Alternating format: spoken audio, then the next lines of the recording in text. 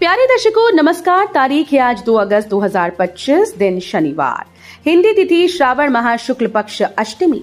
आइए नजर डालते हैं हमारे प्यारे राज्य हिमाचल प्रदेश की तमाम बड़ी खबरों पर।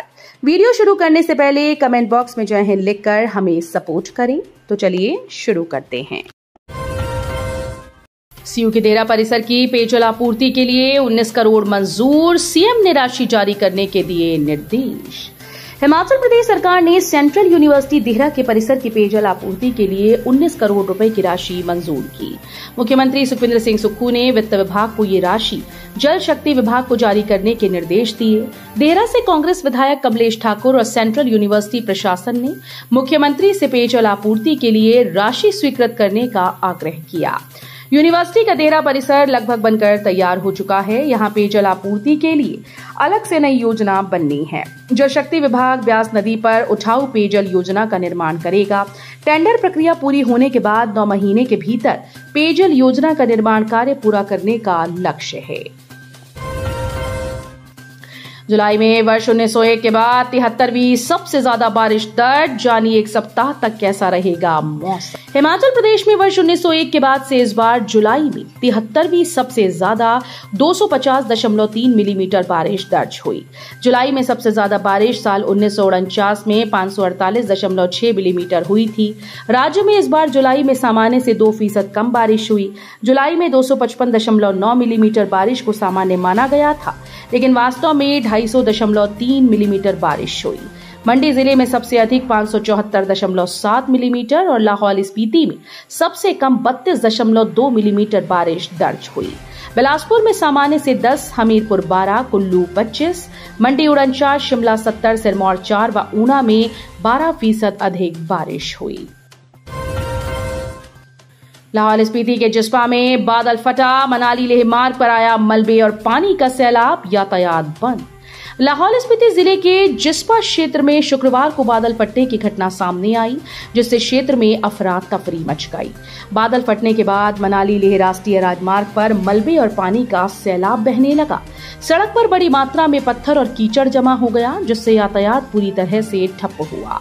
प्रत्यक्षदर्शियों के मुताबिक अचानक तेज आवाज के साथ पहाड़ियों से पानी और मलबा नीचे की ओर बहने लगा, जिसने राष्ट्रीय राजमार्ग को अपनी चपेट में ले लिया। आसपास के गांव में भी स्थिति चिंताजनक बनी हुई है।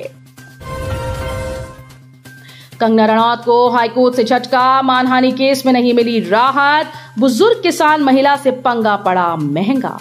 बॉलीवुड अभिनेत्री व हिमाचल प्रदेश के मंडी से भाजपा सांसद कंगना रनौत को पंजाब और हरियाणा हाईकोर्ट से बड़ा झटका लगा।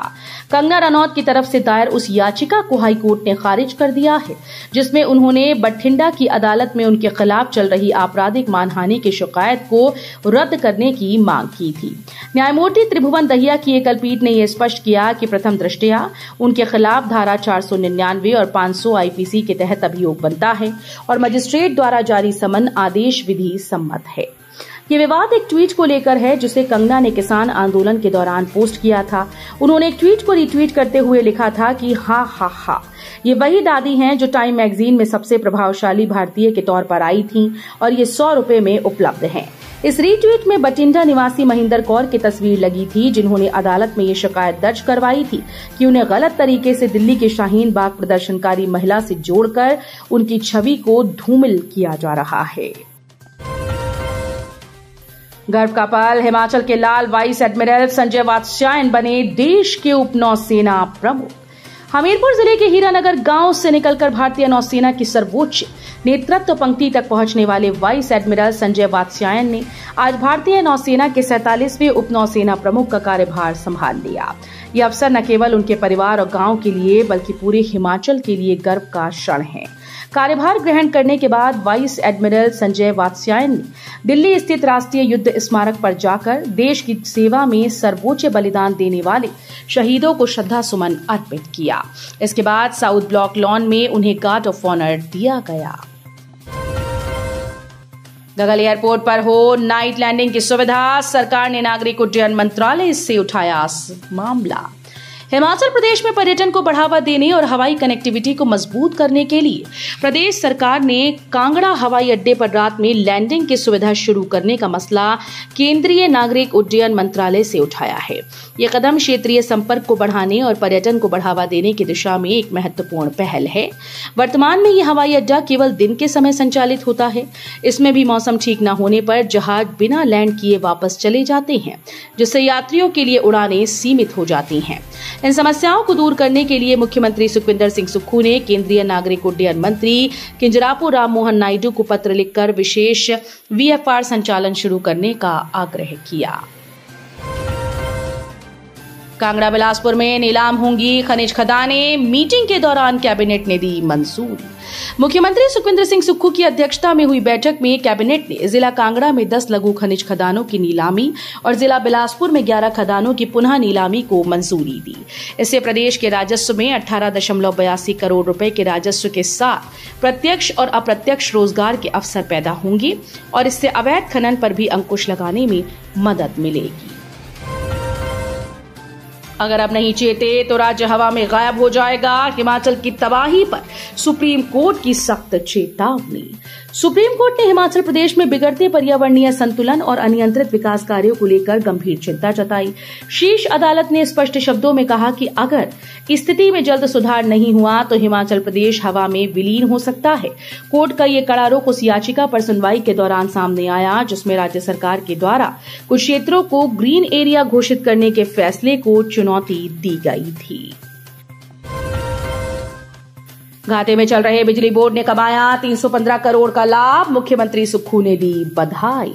लंबे समय से घाटे की मार झेल रही हिमाचल प्रदेश राज्य विद्युत बोर्ड लिमिटेड ने इतिहास में पहली बार में 315 करोड़ रुपए का लाभ कमाया है। वित्त वर्ष 2024-25 में बोर्ड का ये लाभ इतिहास में अब तक का सबसे अधिक लाभ बताया जा रहा है।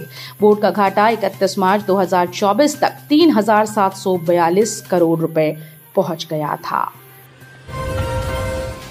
राजीव बिंदल बोले, भाजपा के सत्ता में आते ही लॉटरी होगी बंद, डिनोटिफाई संस्थान खुलेंगी। हिमाचल भाजपा अध्यक्ष डॉक्टर राजीव बिंदल ने कहा कि सत्ता में आते ही लॉटरी को बंद किया जाएगा। बंद किए गए स्कूल, पटवार सर्कल, स्वास्थ्य केंद्रों सहित अन्य संस्थानों को भी दोबारा खोला जाएगा। बरसात में बीमारियों का खतरा बढ़ा, स्वास्थ्य विभाग ने जारी की चेतावनी। सोलन में बरसात के मौसम में बीमारियों के फैलने की आशंका को देखते हुए जिला स्वास्थ्य विभाग ने नागरिकों को सतर्क रहने की सलाह दी है। जिला स्वास्थ्य अधिकारी डॉक्टर अमित रंजन ने कहा कि इस मौसम में वेक्टर जनित और जल जनित रोगों के मामले तेजी से बढ़ सकते हैं, इसलिए लोगों को सतर्कता बरतनी चाहिए। वर्तमान में तापमान और आर्द्रता का स्तर मच्छरों के प्रजनन के लिए अनुकूल है, जिससे बद्दी, बरोटीवाला और नालागढ़ जैसे सीमावर्ती क्षेत्रों में इन बीमारियों के फैलने का खतरा अधिक है। छात्रों के लिए खुशखबरी, BBA और BCA सहित कई कोर्सेज के फाइनल सेमेस्टर का रिजल्ट घोषित। सरदार पटेल विश्वविद्यालय मंडी ने BBA, BCA, BPE, BPEd और BEd जैसे व्यावसायिक व शिक्षा से जुड़े कोर्सेज के अंतिम सेमेस्टर के परीक्षा परिणाम घोषित कर दिए हैं। ये परीक्षाएं विश्वविद्यालय के द्वारा 13 जून से 10 जुलाई के बीच आयोजित की गई थीं।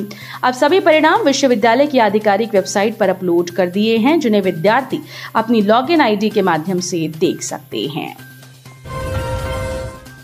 STF की छापेमारी में 34 लाख रुपए की कफ सिरप बरामद, एक गिरफ्तार। ट्विन सिटी कटक और भुवनेश्वर में निषिद्ध कफ सिरप लिंक का पता चला है। कटक से गुरुवार की शाम को भारी मात्रा में मिश्रित कफ सिरप जब्त की गई। Crime branch STF Badambadi new LIC colony में मौजूद एक कोरियर संस्थान में छापेमारी करते हुए लगभग 34 लाख रुपए की कफ सिरप जब्त की गई। इस घटना में कोरियर संस्थान के एक कर्मचारी को हिरासत में लेकर पूछताछ की जा रही है। मिली जानकारी के मुताबिक हिमाचल प्रदेश में विन सिरिक्स कफ सिरप के नाम पर कोडिंग मिलाकर एक कफ सिरप तैयार की जा रही थी। तो ये थी आज की फटाफट खबरें। हम मिलेंगे अगले बुलेटिन में, तब तक के लिए धन्यवाद। जय हिंद।